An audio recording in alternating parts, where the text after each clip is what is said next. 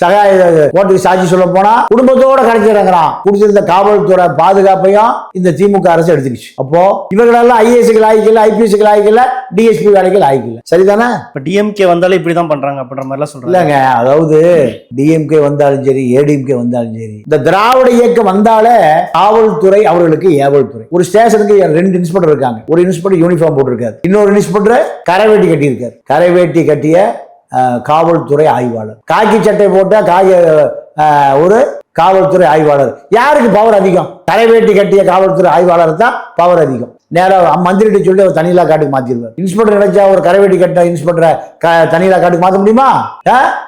தமிழ்நாட்டுக்கு 5209 டாஸ்மாக் கடையும் 24/7 24 மணி சரக்கு விற்கும். உயர்நீதிமன்றம் என்ன சொல்லுது? காலையில 12 மணிக்கு தோற, ராத்திரி இருட்டும் போது 10 மணிக்கு பூட்டிடு. இதுதான் உயர்நீதிமன்றம் சொல்லுது, அரசு ஆணை சொல்லுது. ஆனால் நீங்க 2 மணிக்கு போய் காந்தியை நின்றுட்டீங்கன்னா கை மட்டும் வெளியே வரும் சரக்கோட. அப்படி ஒரு ஓட்டை இருக்கு. அந்த ஓட்டை யாருக்கு தெரியும்? அந்த ஏரியா கரைவேட்டி இன்ஸ்பெக்டருக்கு தெரியும், காக்கிச்சாடி இன்ஸ்பெக்டருக்கு தெரியும். ஆளுக்கு பாதி கட்டிங். அப்போ மணல் கடத்தி கொண்டே இருக்கான். ஏத்து கேட்ட தூத்துக்குடி மைக்கேல் கொல்லப்படுகிறான். ஏண்டா நாங்க அமைச்சரே கடத்துறோம், நீ எப்படி வியோ கேட்கலாம்? ஏறா ஏத்துறா லாரிய நடக்குதா?